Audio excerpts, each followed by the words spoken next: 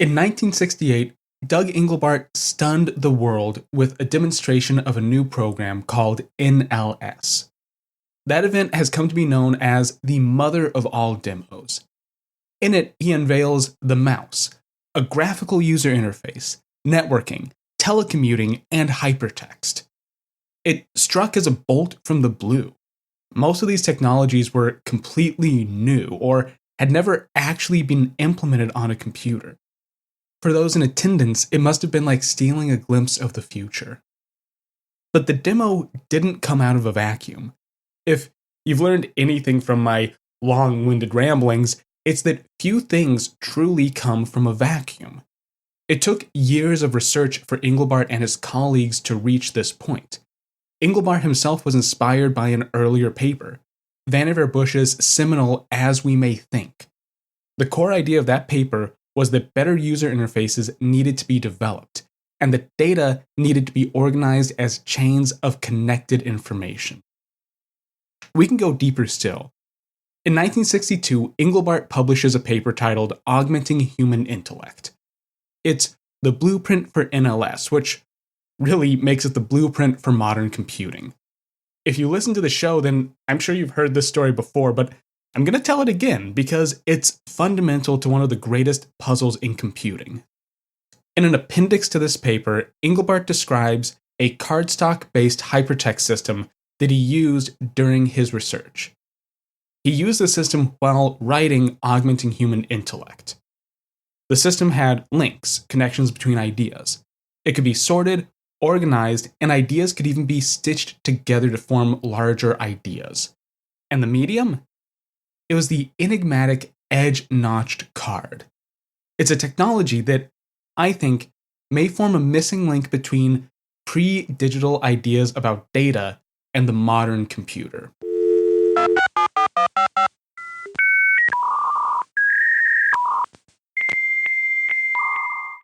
Welcome back to Advent of Computing.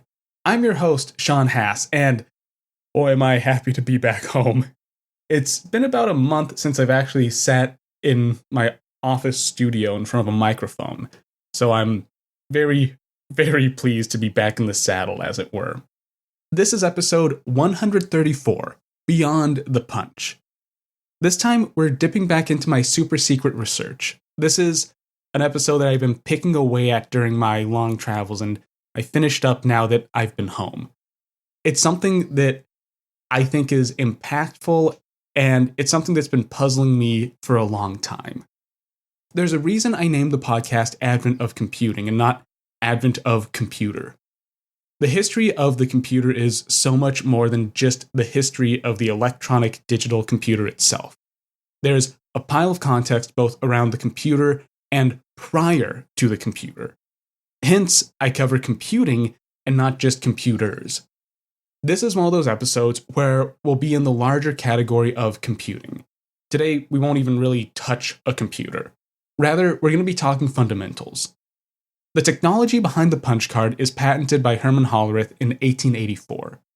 The punch card itself, in primitive form, appears in 1890 during that decade's US Census. One view of computing puts this event as the start of the digital age. You can trace a line from Hollerith's punch cards up to modern-day computers. But hey, you know me, it's Sean. I love to introduce complications. I love to ruin a nice story. I personally believe in this larger tides and forces view of history, that over time, certain inexorable forces, certain ebbs and flows lead to progress, or at least lead to change. Call it psychohistory if you're a big Asimov fan. One of the outcomes of this view of history is that you start seeing weird connections between events. One cluster that's fascinated me for a while occurs around the time of the punch card. There's this strange liminal time period between this punch card era and the first digital electronic computers. It spans about 50 or 60 years, from the 1880s up into the 1940s. During this period, there are a number of paper-based storage mediums very similar to the punch card. At least, they appear to be similar. Some are derived from the punch card, some are extensions to the card, but many are totally independent from whatever Hollerith was doing. Today, we're going to be living in this liminal space, looking at pre-digital paper storage, and I swear, this is all going to start to make sense and come together as we go. The key connecting fiber here is data. That is the mantra of the day. Punch cards are the best known paper data medium, but they aren't really a very good format. That was even the case back in this early time period. There are certain things that punch cards simply can't do. They're a tool that only works for a few very specific problems. We're going to see how other kinds of cards got around those limitations, how other formats lead to different possibilities, and how all these mediums are connected. This is all leading up to a larger idea that's been brewing in my head. If you've listened to the show for a while, then you know I have some, frankly, wacky and out there ideas about early hypertext. Well, I think I've recently put together another part of that puzzle. But we're going to have to get there slowly. You're going to have to buckle in for this one, I think. The entire framing for this episode is going to hinge on a bit of an anachronism. Put another way, I'm going to be pulling a mean-spirited trick in order to make things easier to understand, to give us a nice little word instead of a sentence to explain things. Today's anachronism is the information problem. It's the lens we're going to be using to examine everything this episode, so I gotta explain it. I talk about the information problem at length whenever I cover hypertext, so I'm just going to give a short explanation. That's all we'll need after all. It's this idea that was first formulated by Vannevar Bush during the Manhattan Project, and then explained in 1945 in his article As We May Think. The core of the idea is that there will reach a point where there's so much information that it becomes impossible for you to find what you're looking for. On its face, that sounds like an annoyance. It's like having too many channels on TV, right? Where this becomes an issue is in research. Imagine you're trying to do something totally new, like, let's say, splitting the atom. Random example, unconnected to history. To get to that point, you have to figure out the current state of the art. You have to survey all relevant works and figure out where things stand. Otherwise, you're going to go down dead ends that have already been examined, or reinvent all kinds of old technology. Reinventing the wheel is one thing.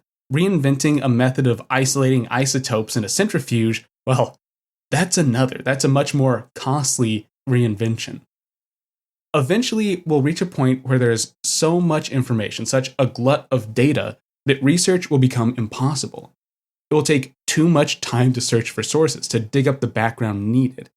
It will become impossible to find the shoulders of giants that you need to stand on. Thus, progress will end. We'll enter this paradoxical dark age where the sheer volume of information will make any information meaningless. The information problem has been stated and formulated in many different ways over the years, but I really like to go back to Bush's version. It's simple, concise, and it falls nicely on the modern timeline. As we may think, as I stated in the very beginning, has a direct influence on the development of hypertext in the mind of the 20th century. So we can use Bush as something like a key to understanding information management. I think this makes it acceptable for me to use this later lens to discuss earlier developments. It also, I think, helps that Vannevar Bush wasn't a digital computer person. He wrote, as we may think, before the first digital computers came to life, and he never worked with digital machines. So, a closer reading kind of shows that he's viewing the data problem here in a very old way. But that's a totally different discussion.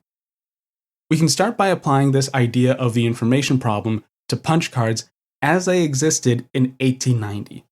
The state of the art at this point was, well, it was rough. Hollerith had initially developed punch cards specifically for the US Census. They were something of a special purpose medium, at least roughly speaking. In general, all punch cards are composed of a grid, with each position being either a whole or an intact region of cardstock. A census card broke data up into categories, which were fit onto the card just wherever there was space. You get these uneven groupings of numbers, a tiny male-female chunk, regions for states and languages spoken. The entire card is almost gerrymandered to find holes. This is fine for special purpose or custom applications, but the specialization has some knock-on effects. It means that equipment has to be specialized. Initially, this is really just the tabulator, the machine that reads the punch card and acts on its data. Census-era tabulators were basic. They simply incremented counters on each category as they read cards. Readings were taken down manually into paper ledgers. There's also the complication of sorters, but we'll get to that in a bit. Punch card technology does improve over time, very much so, but this is the primordial state of the medium. In order to use a punch card for something other than census data, a custom card format has to be designed. A custom tabulator has to be wired. I think it's clear to see the downsides here, so I'm not going to dwell on them. Rather, let's look at the utility. The first huge advantage here is the unambiguous representation of data. This had existed in earlier eras, perhaps most notably in the prehistoric punch cards used in the automatic looms of the 18th century and spools of music used by player pianos. All these formats allow for good and proper digital data encoding. A 1 is a 1, a 0 is a 0, with no wiggle room. That's one huge thing to love about these mediums. But there is something crucial about these earlier card formats. Loom cards and piano rolls are missing a critical part of the digital equation. Their data isn't fully discrete. Loom cards were chained together to form a pattern. That meant you couldn't grab a single card out of the chain. You would lose context and destroy the chain in the process. The same is true for a piano roll. To pull out a note, you'd have to take scissors to the thing, and you'd be left with, maybe the hole to play a single chord. It might be a nice chord, but pulling out that discrete component would ruin the song. Punch cards, on the other hand, are totally discrete. Each card can stand alone as an indivisible grouping of data. That has its pros and its cons. On the positive side, you can actually have a smallest unit of data. That means you can shuffle things around without destroying your data set. You can have unordered information.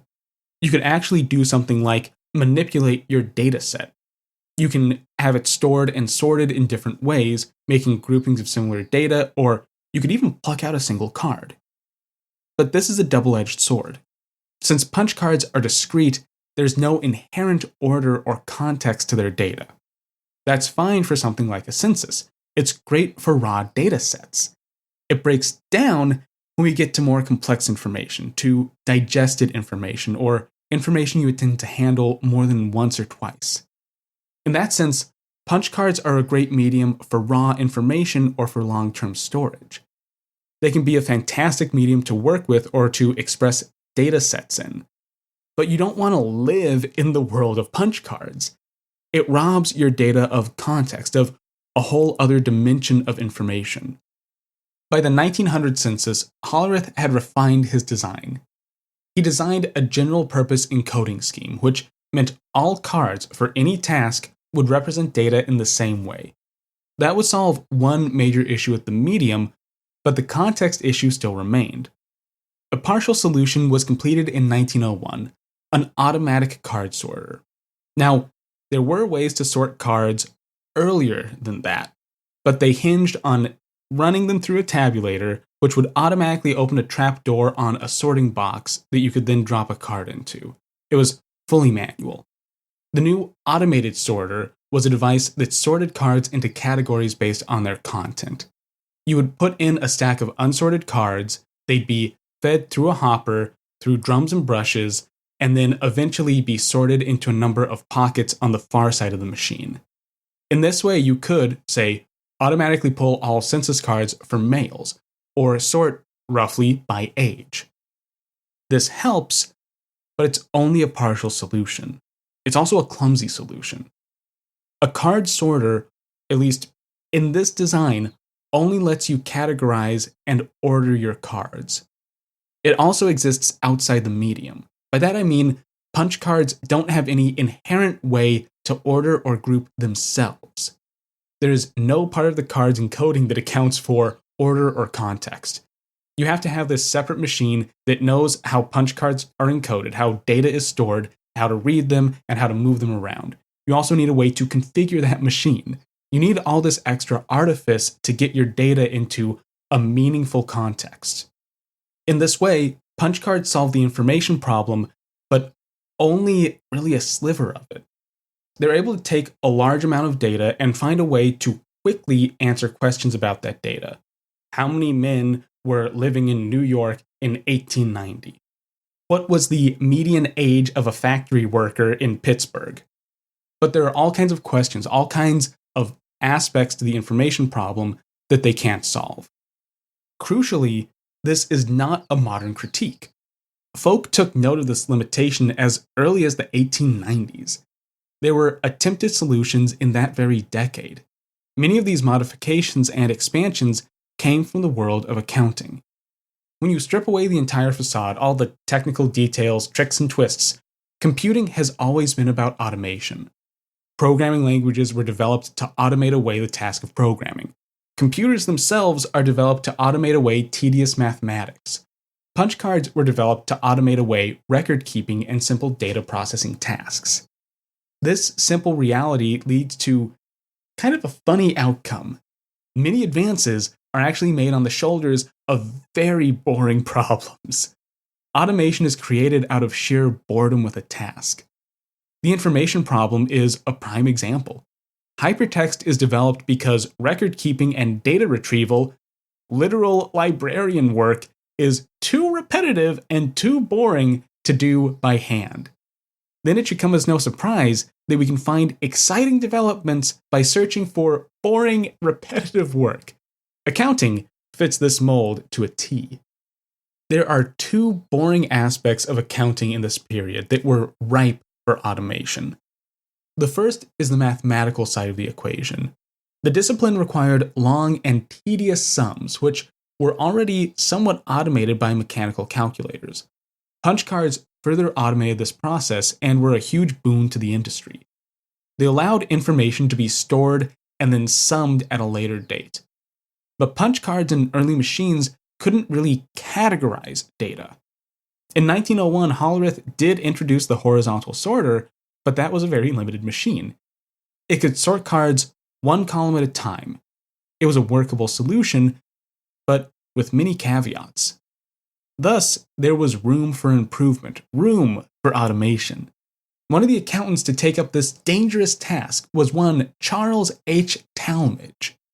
Born in 1857, Talmage would never make it to the digital revolution. He would, however, live through the first fits of data automation.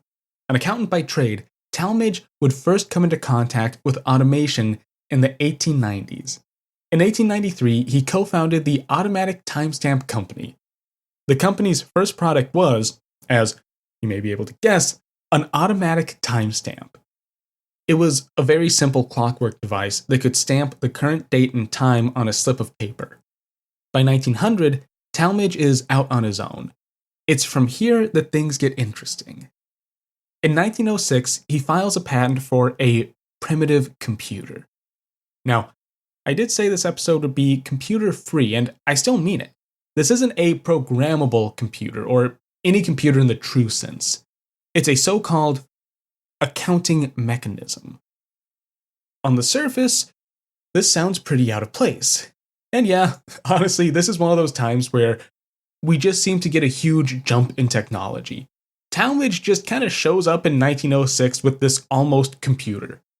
What makes this almost sensical to me is some interesting context explained in the book Before the Computer by James Cortada. In that text, Cortada explains that automation technology in this period should be seen as a collection of similar mechanisms. Stick with me here because I think this argument actually pulls a lot of interesting ideas together. To quickly paraphrase Cortada's argument, it all starts with simple mechanisms like typewriters and, yes, even automatic timestamp machines. To make something like a typewriter requires a certain level of mechanical know-how, both on the design and manufacturing side. You need gears and levers and cast parts with certain tolerances to them. That means once you get into these automation machines, you fall onto a slippery slope. Adding machines and typewriters use very similar parts. At least, you can make all the same parts using all the same manufacturing equipment. Tabulators just require a few electronics and relays on top of existing mechanical parts. So many times, a company would make all kinds of automation machines, typewriters, adding machines, tabulators, and even these almost computers. So, back to the specific accounting mechanism. This is a machine that's very much in this mold of mechanical automation devices. It's a machine to automate double entry bookkeeping, a very particular form of accounting. It has a set of memory cells, each of which contain a number.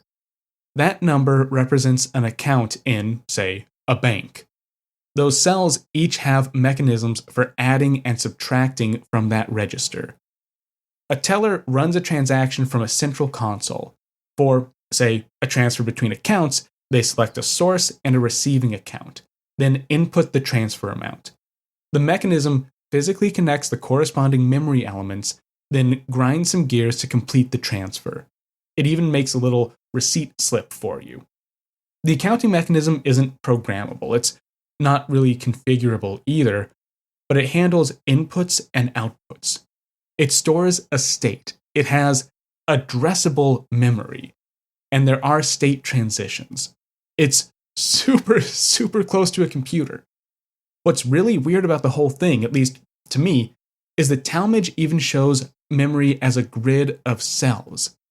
Many mechanical machines just kind of kept storage around, since there were physical limitations to keep in mind. But the block diagram that Talmadge has in his patent actually looks pretty modern. You can look at it and point out memory and I/O channels very easily, something that is common on a block diagram for a computer. Something interesting to note here is that the accounting mechanism uses internal storage only. At no point does it pop out a punch card or some kind of data medium. Inputs are only possible via a little keyboard.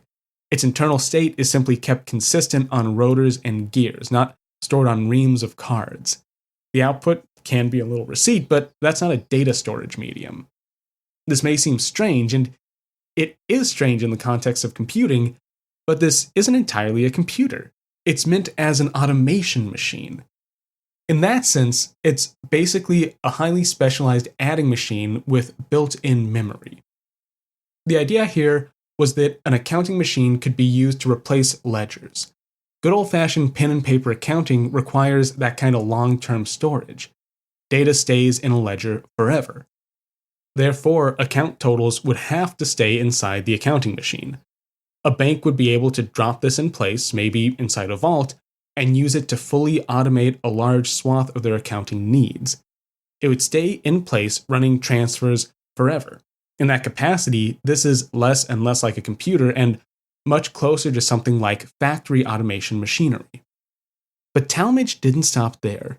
In 1908, the same year of this mystical accounting machine, he filed another patent. This was very cryptically titled Indexing and Assorting Means. If you know me, then you can probably guess how excited that title makes me. This patent is one of the earliest examples of an edge-notched card. It's also this wild mashup of technologies. The actual filing is simple. Talmadge's cards are a modified punch card that includes space on their edges where notches can be cut and a registry hole in one of the corners. Data could be added to the edge of the card as notches. But crucially, this wasn't normal data. This was metadata, or indexing information. It was just little bits of information used to describe what kind of data was punched on the front of the card, or, as Talmadge called it in the patent, category data. This notching allowed for two cool tricks. The first is grouping. It's possible, through a pretty fast process, to select all cards that fit a certain category. This was done using either two needles or a needle and some kind of edge on a table. So, let's say you have a stack of cards where each card represents a task. Completed tasks have a notch in some position, and incompleted tasks are notchless. To select completed tasks, you set one needle down on a flat surface or take some kind of little protrusion on a flat surface. You then take your stack of cards, line up the lower needle with the position of the completion notch, and push down. Cards with a notch will fall all the way down to the table surface, since the notch fits around the lower needle. Cards without the notch will stay on top of the needle. The upper corner of the cards, where the single registry hole is, will now be accessible. You can take your second needle, thread it through the registry hole, and pull out all the cards without notches. All cards that were pushed up by the lower needle. Then you are left with two stacks of cards. One for complete tasks, notch and all, and the other for incomplete tasks. By using this operation, you can index and organize data. The second trick is in maintaining that organization. If you group cards by category, then you will see, visually, when a card is not in the right place. When cards are organized, all the notches line up nicely.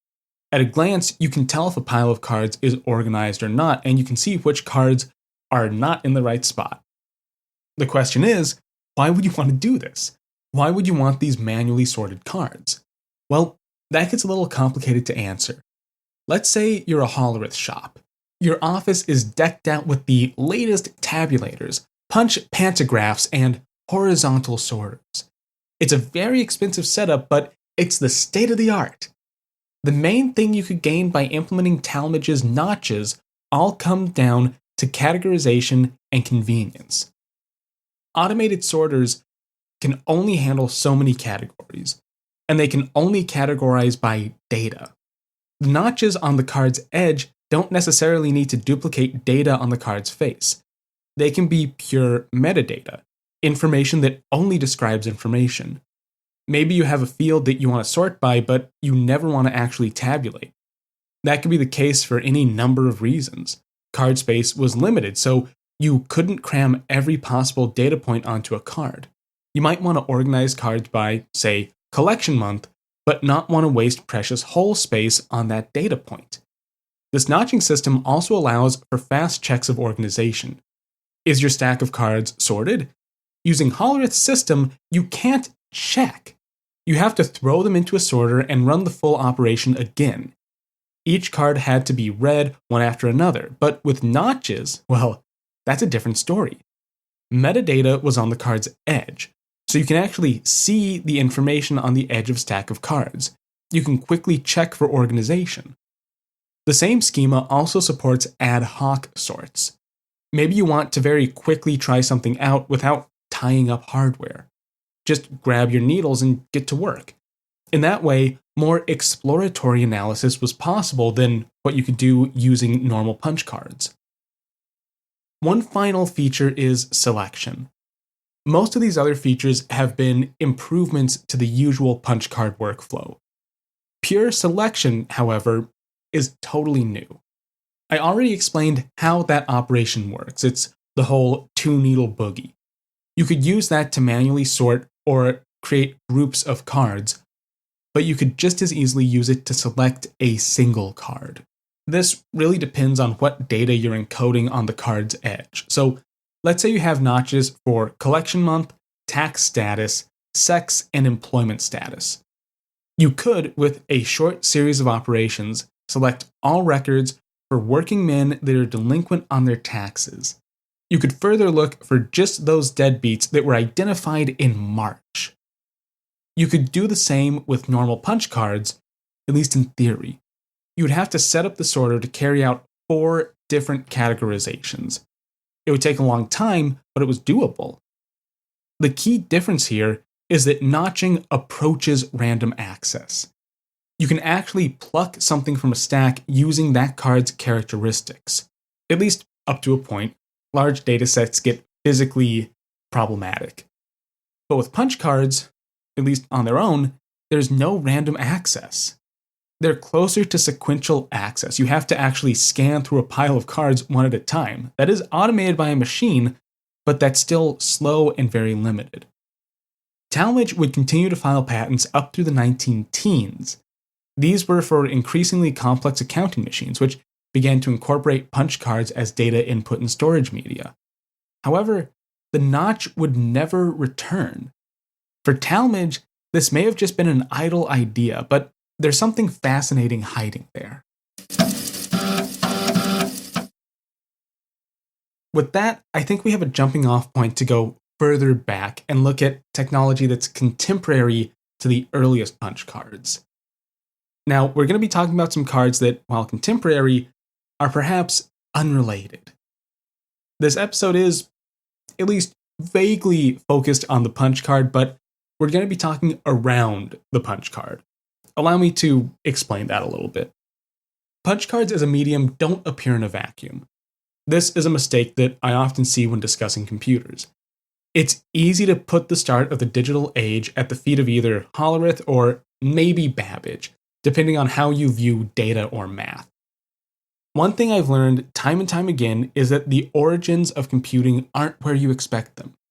Humanity's problems are very old at this point, and our solutions are equally ancient. In the 1890s, Paul Otlet, a Belgian lawyer, started work on a project called the Mundanium. This was planned to be a collection and accounting of all human knowledge. To make this effective, he would have to solve the information problem. Put another way, he needed a way to organize data effectively. He needed some kind of way to select and retrieve information from a limitless amount of data points. His solution was to keep records for all information on note cards, and to organize those cards using a filing system of his own design. Each card had a unique identifier, something like the Dewey Decimal System, but much, much more sophisticated. Otlet designed the system using the latest technology available to him, and some of the most modern ideas in data management. In this capacity, Otlet was facing the same problem as Hollerith. Both had a mountain of data that had to be dealt with quickly and efficiently. However, the slightly different requirements of each problem led to vastly different solutions. Hollerith focused on a system for accounting and tabulating data, the ability to turn piles of records into meaningful information. It's a transformative process. Otlet focused on selecting and indexing, the ability to find a single data point and select that. We can see these two schools of thought, and really these two types of problems, echoing through the history of computing. The earliest machines that come out of the Second World War are all focused on answering concrete data questions. Under what conditions will atomic fusion or fission occur? How do I need to aim my artillery piece given certain conditions? What is the content of this encrypted message? Later systems, more augmentative systems, exist to answer very different questions. Vannevar Bush describes these types of associative systems as being used for research, something like a vast automatic library, a la Paul Otlet's vision. Doug Engelbart and Ted Nelson expand on this, describing massive systems for organizing and personalizing new information. The modern internet is the direct outgrowth of this school of questions. How do I take an unlimited amount of information and retrieve one idea? Talmadge's cards are interesting because they show how the second path, the path of indexing, can coexist with the data path. But Talmadge was not the first to automate this indexing process. For that, we need to step back from the punch card itself and look at its low-tech cousin. That is, of course, the index card. Otlet wasn't the only one to use and abuse index cards. The banking, accounting, and insurance industries were all early adopters of this format. Once again, progress shows up where there are boring problems to solve. That said, I think this makes a lot of sense. Accounting is a very data-heavy industry, as is banking and insurance. Outside of research, these would be the places most likely to encounter the information problem. We see the exact same pattern during the digital revolution. Machines appear in research and then in these data-rich industries. This is where we find our next key player. Henry Stamford was one of the few to brave the dangerous waters of life insurance. His family immigrated from Ireland to America shortly after his birth in 1847. So once again, we're dealing with the same rough generation of people here. As a young man, he served for a brief time in the Union Army during the Civil War. Stamford wouldn't see combat. Instead, he worked as a paymaster's clerk for just over 3 years. In this capacity, he would have spent his days processing payroll for soldiers and handling accounting for the unit he was attached to. It was while working with the Army that he would have learned his way around a ledger book. Once discharged, Stamford's experience made it relatively easy for him to jump from payroll to insurance. He got a job with New York Life, at the time one of the largest insurance firms in the country. Over the years, he worked up the ranks, eventually becoming a supervising accountant in 1893. The information problem comes in all sizes, and Stamford would come into contact with it at a small office in New York. In some ways, keeping an insurance company running is like working on a continuous census. Every insurance policy represents a person, and each policy has certain data points that need to be tracked. Date of birth, smoking versus non-smoking, even facts like when the policy's payment is due. Up until a certain point, it's fine to keep all that data in a form like loose leaf sheets of paper, or scurried away as index cards in drawers. But like we saw with the US Census, there comes a time when plain paper just won't cut it. In 1896, Stamford files a patent for a new storage medium. Now, we have to keep in mind that 1896 is the date of filing. The idea could have been older, or it could have been in use for a number of years before Stamford put it down on paper. Crucially here, we don't know if Stamford's bright idea was inspired or in reaction to the punch card and the 1890 census. So, what was the bright idea? The patent is simply titled Information Card. It's a new kind of index card. But actually, it's kind of two kinds of index cards and matching drawers to use them. The trick comes down, once again, to very carefully punched holes. We're still in this weird world of patents. If you aren't familiar, then let me explain a few things. Reading patents kind of sucks. They are super verbose. They use very structured and almost ceremonial language, and I personally find them very grating to read. This means that their information is 100% correct, but not entirely useful. As such, I'm going to start us off with the simple card and then attempt to discuss the more complex one. The other thing to note about patents is you don't have to prove that the patent works. You just have to prove that there isn't a patent for similar technology. So, just because a patent exists doesn't necessarily mean that that technology is even real. With that aside, let me explain the first card. In short, it's something like a tabbed index card. You know how you can get those little index cards with the tabs on the top so you can flip to the right spot in a box? These cards look like that. The improvement, the automation feature, is that those tabs each have a punch in their center. Perhaps you can see where this is going. These tabs are used to encode metadata. The example Stamford uses is the month a record was generated in, so I'm going to stick to that month tab idea. That means each card has room for up to 12 tabs on the top.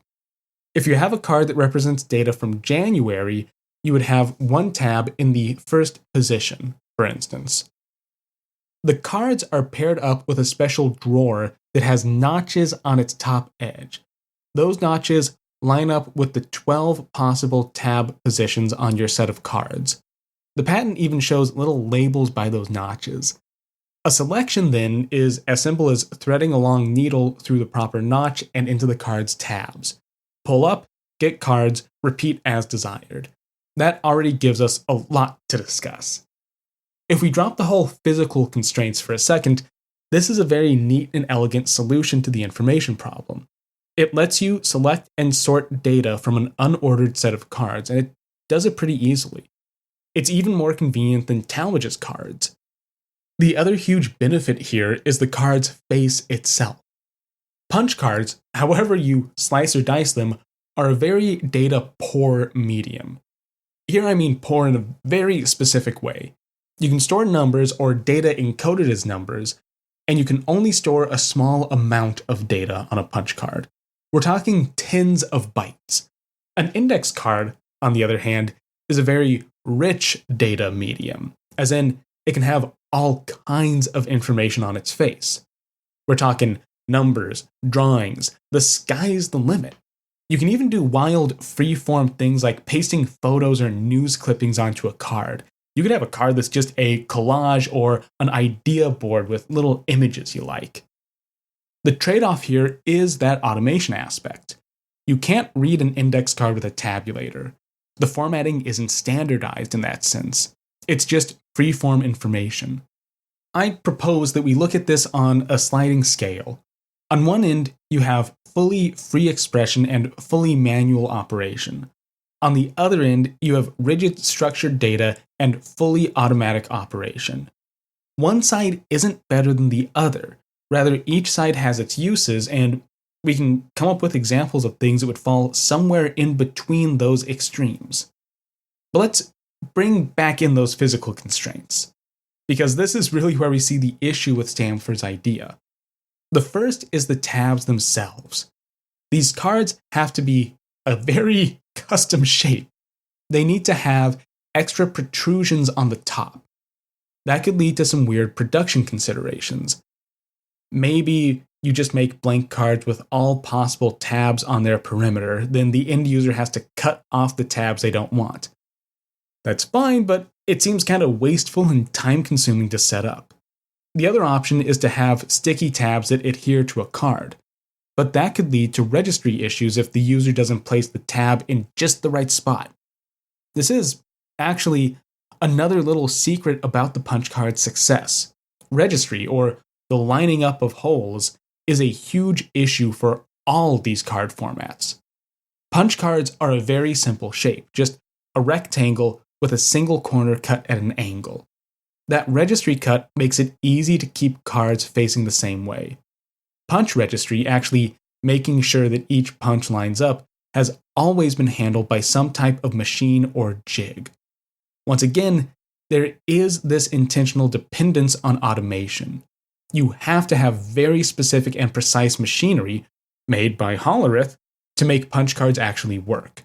For Stamford's tabbed cards to function, you would also need some solution to these registry issues.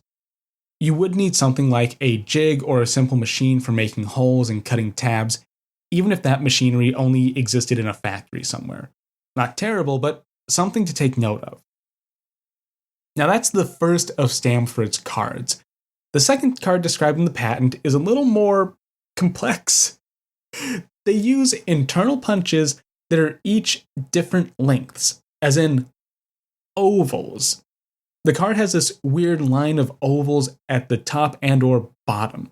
How does this help? What does this even do? Well, it allows for the same kind of selection operation as the tabs do, but in its own kind of unique way. This is the more confusing option than the tabbed version, but it ends in the same place, so you can tune out from this part if you want to. Okay, here's how I think it works. On one side of the card is a line of holes. We start in one corner with a fully circular hole, then the next hole over is a little longer, and the next is longer still until you reach the middle of the card. That's where you have the longest hole, a very stretched oval. Then the holes start to shrink once again, and we reach the far corner where we have a normal circle. These are bottom aligned, so the bottom of each hole lines up with its neighbor. This pattern appears on the top and bottom of each card. These cards are paired with a box that has matching oval holes cut along its bottom and notches on the top that line up with the top of the upper ovals. The patent is a little vague about how this works, and the diagrams don't really help. The trick here is, as far as I can tell, leaving some ovals as circles when you punch up a card. That would suck in practice. It's super finicky to do, but let's just go with it. That's the data encoding, is if you have an oval or a circle. To do a selection, you first insert a so-called pivot pin. This is a needle that would go through one of the corner holes. Those holes act to ensure registry and provide a pivot point. To select a class of cards, you thread a needle into the bottom of an oval and pull up.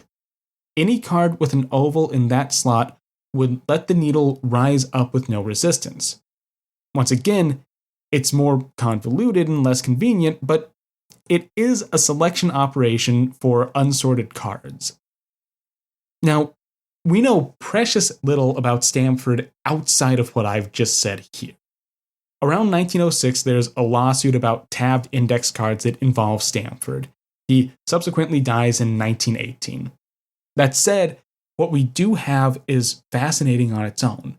We have a mostly manual medium. It has the flexibility of blank paper while also sporting a dash of automation.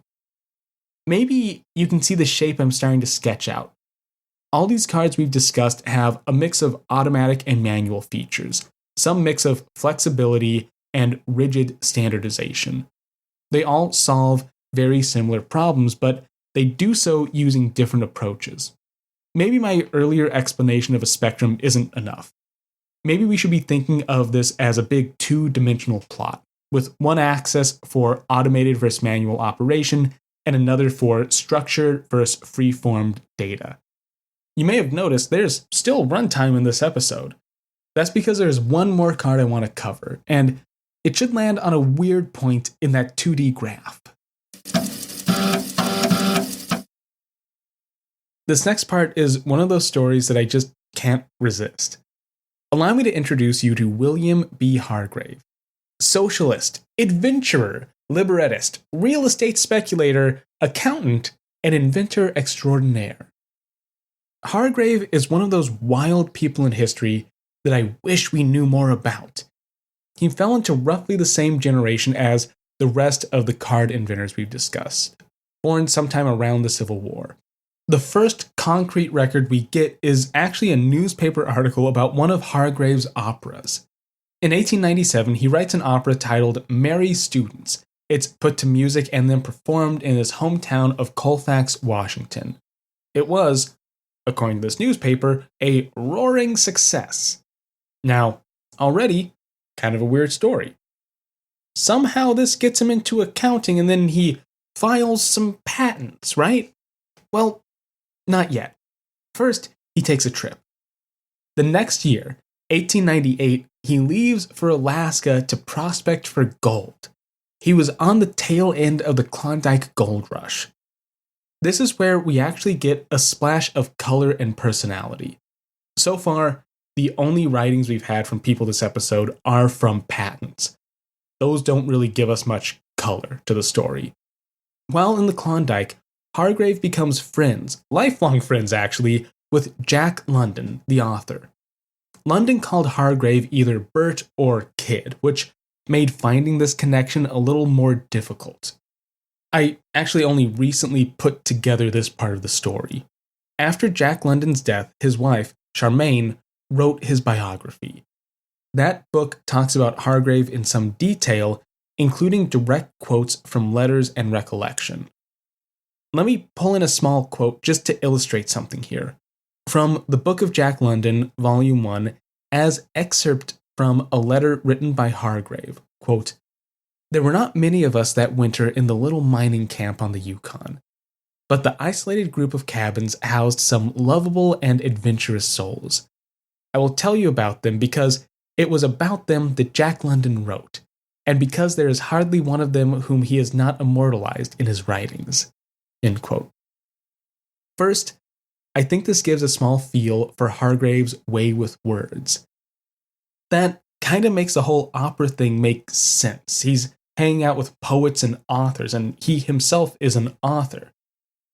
But second, he claims that London wrote about he and his fellow adventurers. It's likely that there's much more here than I know of, and I'm going to need to read at least a few of London's books about the Klondike to try and figure this out. What I do know is that Hargrave's time in Alaska was short. The entire party had been fighting scurvy for most of their expedition. Fresh food was hard to come by, so one after another folk fell ill. Hargrave was the first to become too sick from scurvy to continue prospecting. Before the year was out, he was shipped back to Washington to recover. Upon his return, Hargrave became Deputy County Auditor. This is the first time we have any record of Hargrave as a clerical worker. And honestly, it seems to come out of left field. But I guess he found a career path. In 1901, he would join up with the Whitman Abstract Company, also in Colfax, as trustee and eventual assistant manager. There, he would have been handling accounting and filing work, day in and day out, while still writing operas. In 1903, he files his first patent for a device that can remove facial wrinkles.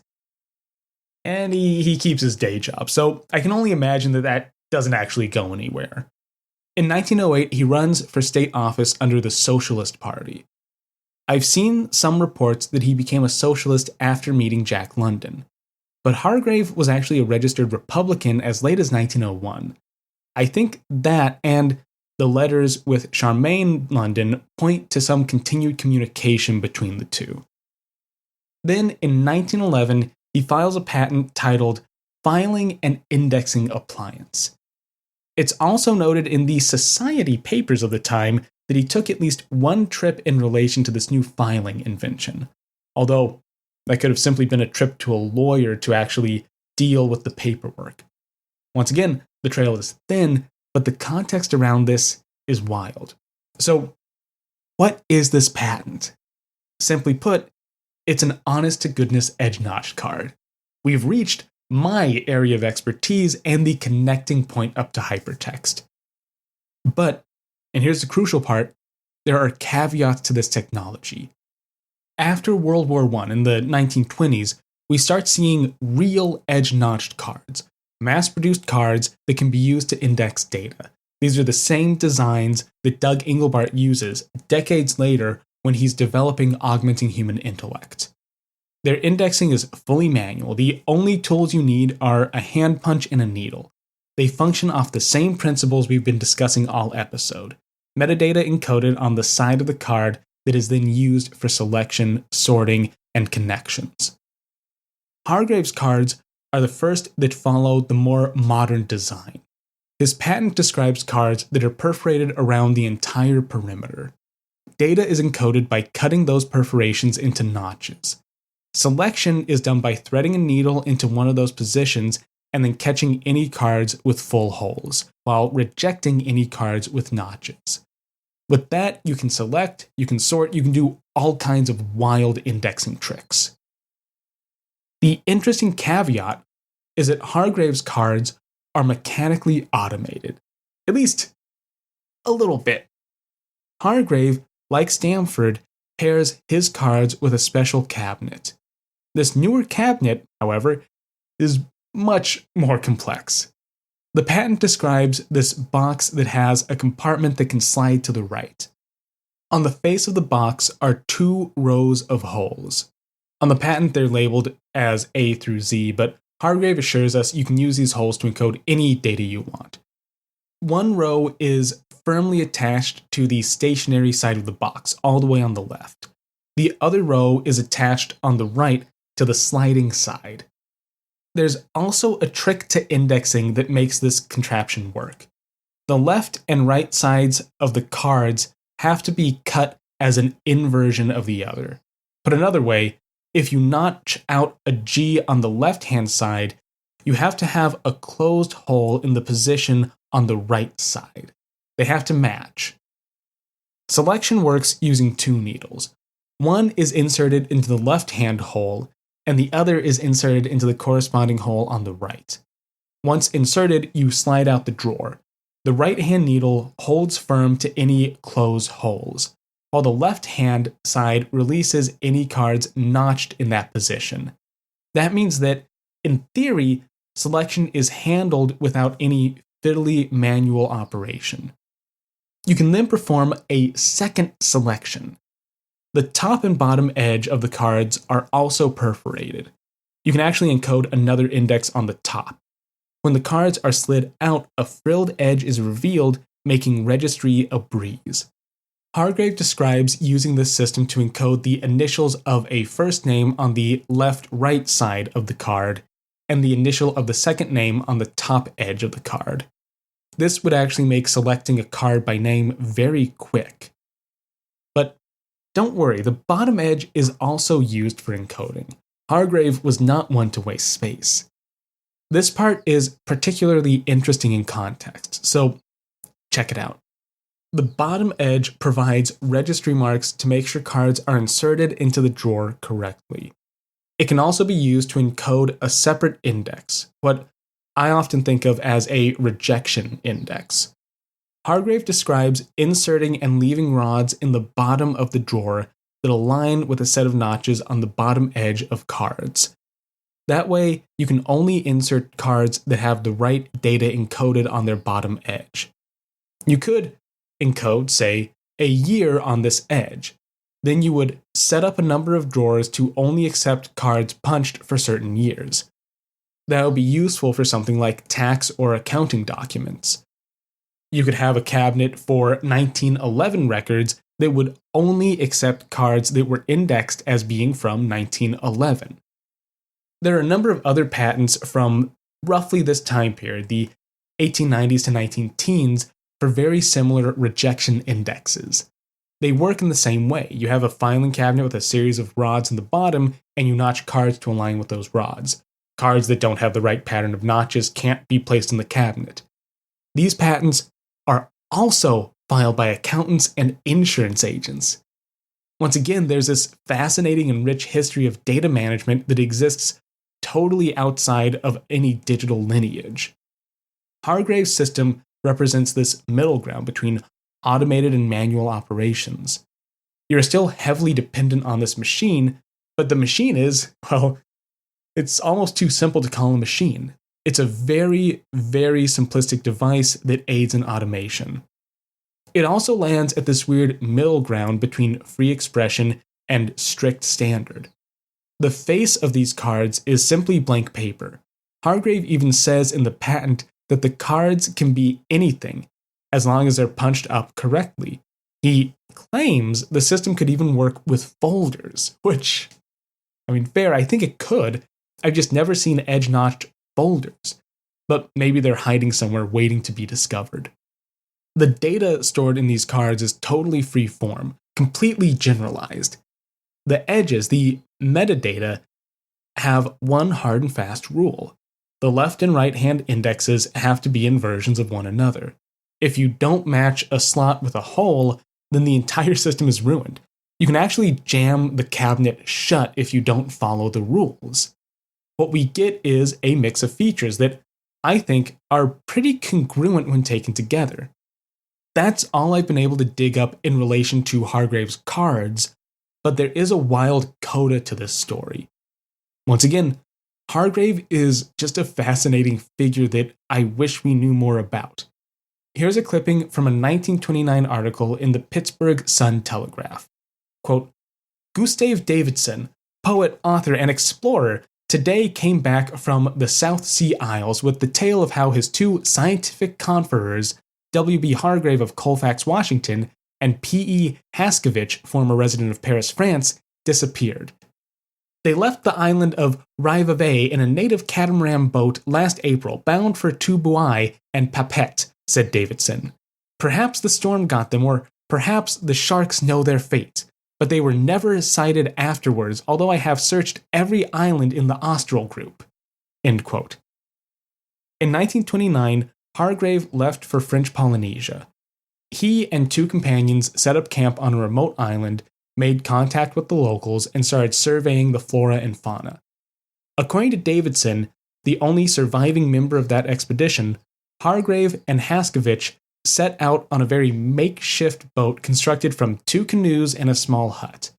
They were subsequently never seen again.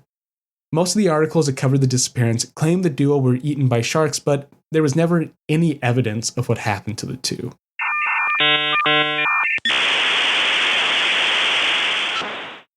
Alright, that does it for this episode. But where do we stand in the larger story?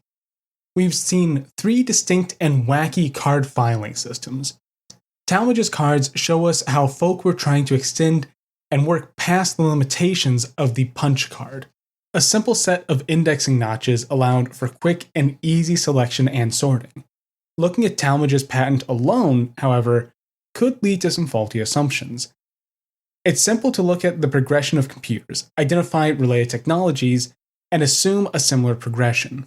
Computers went from glorified calculators, number crunchers really, to data management systems. It's a total change of character. Number crunching machines can answer totally different questions than data management machines can answer. They use different tools and different techniques, but at the end of the day, both types of machines offer solutions to the information problem. Computers made that jump over the latter half of the century, moving from systems like ENIAC and large Fortran machines into hypertext and document systems, and eventually the internet. So it would be pretty slick to see a similar transition in pre-digital technology. Talmadge's cards seem to point towards that hypothesis, right? But there are counterexamples to that. Otlet's Mundanium was a large-scale data management system that was conceived of prior to the adoption of punch cards, prior to the number-crunching medium. Stanford's card system represents a contemporary of the punch card, but it takes a fully freeform approach. It's a data management system, not a data crunching system. Hargrave's cards present a similar picture. They are freeform, with some automation and some strict enforcement of data. But crucially, these were developed well after the punch card. Hargrave's cards don't attempt to improve or update the punch card. They don't even use any of the technology developed by Hollerith. I think it's especially telling that these card systems were, in large part, developed by accountants and clerical workers. These were the exact people punch cards were developed for, yet some reached for a different technology altogether. So here's the payoff. Here's what's been bugging me, and the conclusion that I've been starting to reach. I think it's pretty clear that these indexing systems existed separately from punch cards. They're related technologies for sure, but only in the most tenuous sense. They all solve the information problem, and they use paper, but the connection stops around there. Call them cousins, perhaps. Automated data indexing, a la the edge-notched card, is its own tradition. Digital computers first develop out of data crunching traditions of machines like punch card tabulators or analog computers. As machines become more complex, the other lineage, the lineage of indexing and real data management, gets folded in. I like this idea because it solves a few issues I've had. As we may think is cited as this revolutionary text in the history of computing, but that article doesn't even talk about numbers or math or computation at all. It talks about automating a library. It goes on to inspire a younger generation to create hypertext.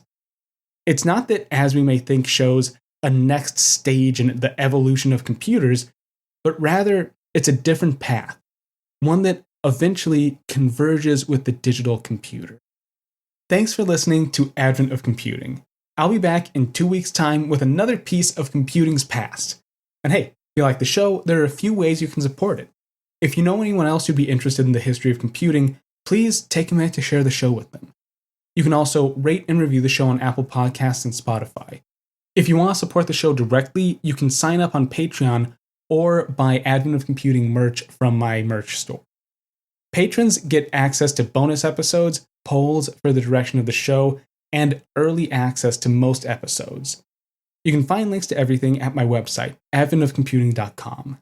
And as always, have a great rest of your day.